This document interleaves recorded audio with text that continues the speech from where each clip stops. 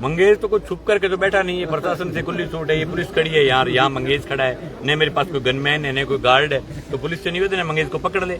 इतना आसान नहीं, हम जनता के मुद्दों के लिए लड़ रहे हैं। कोई भी जनप्रतिनिधि जो जनता का नेता होता है उसकी ड्यूटी होती है कि जहां भी जनता के हकों पर कुठारा घात हो वहां लड़े। कंपनियों ने 8-8 रुपए सैकड़े ब्याज लेकर के जो है लोगों को लूटा है, लोगों के घरों में घुसे हैं, लोगों के घरों में जाकर के कब्जा किया है, बैठे हैं, लोगों को डराया है, धमकाया है।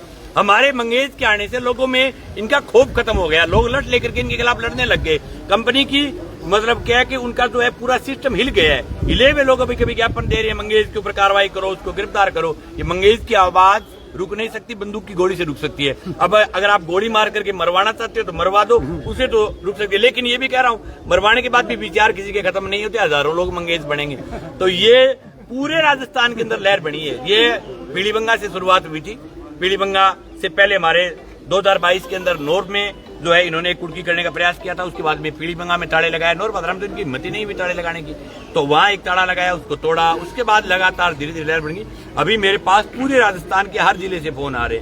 अभी जैसे ये बीमे वाली लड़ाई खत्म हो जाएगी उसके बाद इस कंपनी के खिलाफ पूरे राजस्थान का दौरा करूंगा। यहाँ से लेकर के चित्तौड़ तक जाऊंगा और चित्तौड़ से लेकर के बाड़मेर तक जाऊंगा, प्रतापगढ़ में जाऊंगा, डूंगरपुर में जाऊंगा, राजस्थान के हर जिले का दौरा करूंगा। ये सवाल राजनीति का नहीं है। अगर राजनीति का सवाल होता तो मंगेश को हजारों बार कंपनी के बड़े बड़े अफसरों ने फोन करके कहा कि आपके नोर में कोई कुर्की नहीं करेंगे, हम आएंगे नहीं, आप तो दूसरी जगह मत निकलो, तहसील से बाहर मत निकलो। मेरी तहसील का तो वो बंद भी कर सकते हैं, लोन को माफ कर सकते हैं मैं अगर अड़ जाऊं, लेकिन मेरे को सवाल सिर्फ तहसील का नहीं है। राजस्थान में किसी भी हिस्से में किसी भी किसान की अगर जमीन को या इस प्रकार से कंपनी मकान को कुर्क करेगी उसके खिलाफ लड़ेंगे, और जरूरत पड़ी तो मैं खुद हाई कोर्ट जाऊंगा इन कंपनियों के खिलाफ। अभी हमने हमारी लीगल टीम जो हमारी पार्टी की जो लीगल टीम है उसको लगा रखा है, इनके सबूत इकट्ठे किए जा रहे हैं। मैं खुद हाई कोर्ट जाऊंगा और पूरे मामले पर संज्ञान लेंगे। इन्होंने तो छोटे छोटे मुकदमे करके क्या है कि वो प्रयास किया टिचकरी के मुकदमा, हम करेंगे, हाई कोर्ट जाएंगे, पूरे प्रकरण को लेकर के जाएंगे। सुप्रीम कोर्ट की गाइडलाइन है कि आप किसी भी आदमी को बेघर नहीं कर सकते।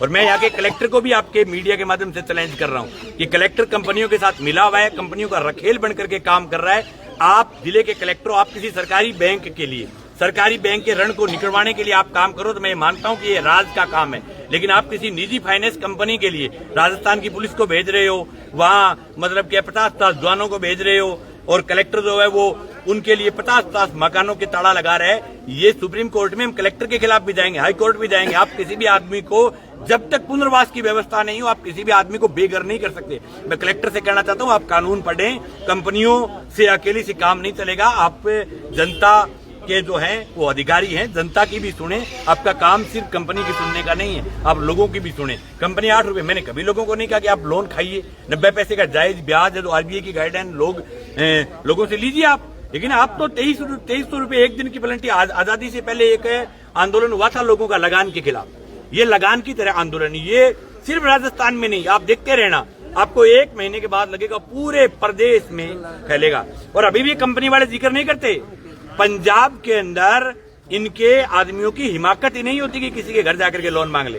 इनका काम ये फोन करो, अगला अगर वो इजी वे में तो आपको देगा, अगर उसके आर्थिक प्रॉब्लम है तो आप लीगल कार्रवाई करो। आप किसी के घर जाकर के बैठ रहे हो, सिराए मतलब के साथ में लेकर जा रहे हैं, टिफन लेकर के जा रहे हैं, सिराना लेकर के जा रहे हैं, उसके घर जाकर के सो रहे हैं। तो ये तो आजादी से पहले ऐसी व्यवस्थाएं होती थी कि भाई गांव में एक बड़ा आदमी होता था, उसने किसी को दे दिया, फिर उसके घर पर कब्जा कर लिया, उसकी जमीन पर कब्जा कर लिया। आपके बाप का राज थोड़ा ही है ये।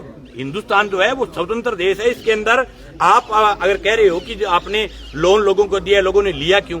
इनकी कंपनियों के लोगों को टारगेट मिलता है कि आप 35 लाख का लोन महीने में दीजिए तब आपको 20,000 रुपए की तनख्वाह मिलेगी। इनको टारगेट मिलता है आप 70 लाख का लोन कीजिए तब आपको 20,000 रुपए तनख्वाह मिलेगी। तब इनका टारगेट पूरा करने के लिए ये भोले भाड़े लोगों को, जो अनपढ़ होते हैं, जो पढ़े लिखे नहीं होते, उनको फंसाते हैं। इंग्लिश में इनकी पूरी की पूरी किताब बनी हुई है, उसके ऊपर फर्जी साइन करवाते हैं, इनके ऊपर 420 के मुकदमे करवाएंगे सब जगह। और ये जहां भी फर्जी कंपनी के लोग दिखे, मेरा खुला ऐलान है कि गांव के अंदर ऐसे लोगों के खिलाफ कार्रवाई करें। और कुछ लोग ये भी कह रहे हैं कि हम जो कंपनियों में जो काम करने वाले जो नौजवान है, जो हमारे क्षेत्र के, हमारी उनके साथ लड़ाई नहीं है, हमारी लड़ाई कंपनी के डायरेक्टर के साथ है, कंपनी की नीतियों के साथ। लेकिन वो पार्टी बन रहे थे, 3-4 दिन पहले एक ज्ञापन दिया और उस ज्ञापन के ऊपर ये पूरा साइन करके नाम नहीं लिख पाए। ये जो है ये मंगेश चौधरी के नाम का खूब, इनकी ये हिम्मत नहीं भी कि उस ज्ञापन के नीचे ये लिख दे कि मैं फलाना राम कंपनी की इस पद पर और मेरे ये मोबाइल नंबर है। तो ये क्या मंगेश चौधरी का मुकाबला करेंगे जो ज्ञापन पर साइन नहीं कर सकते और कह रहे हैं मंगेश का मुकाबला कर लें, आपसे नहीं होगा।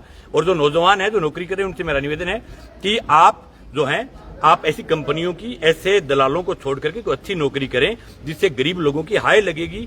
ऐसी नौकरी 20-30 हजार रुपए के लिए आप किसी गरीब, कोई फांसी के फंदे पर चूम रहा है, कोई बेचारा मर रहा है, कोई आदमी अपनी पत्नी के जो है वो अपने जेवर बेच करके पैसा दे रहा है, ऐसी नौकरी का आप छोड़िए। नौकरियां देश में और बहुत है, रोजगार की कमी नहीं है, दूसरे रोजगार करें। हालांकि ये जरूर है कि केंद्र सरकार की और राज्य सरकार की कमी के कारण गवर्नमेंट रोजगारों की देश के अंदर प्रॉब्लम है।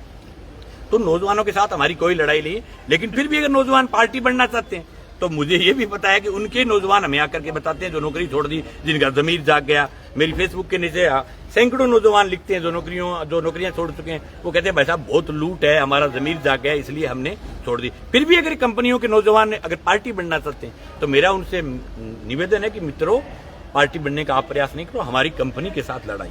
जो कंपनी जिसके पास जो इस आईयू फाइनेंस का जो मालिक है, जो 1500 रुपए के मोटरसाइकिलों का लोन करता था एक छोटी सी दुकान के अंदर, और आज वो 1 लाख करोड़ रुपए का मालिक है। उसने स्विस बैंक से थोड़ा बहुत कर्जा लेकर के 50 पैसे 25 पैसे ब्याज पर, और यहाँ के काश्तकारों को 8-8 रुपए सैकड़े, 7-7 रुपए सैकड़े पैसा दिए। लोगों ने 6 लाख का लोन लेकर के 15-15 लाख भर दिया, फिर भी उसके मकानों को कुड़क कर रहे हैं। इनका कतई लक्ष्य नहीं है किस्तें लेना, इनका उसके मकान को कुड़क करने का उनका लक्ष्य होता है। यानी लोन देने से पहले ये तो देखना चाहिए इनकम ऑफ सोर्स क्या है।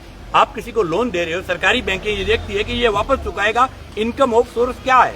आप 20,000 रुपए की किस्त मान रहे हो, उसके इनकम का सोर्स ही नहीं बेचारेगी।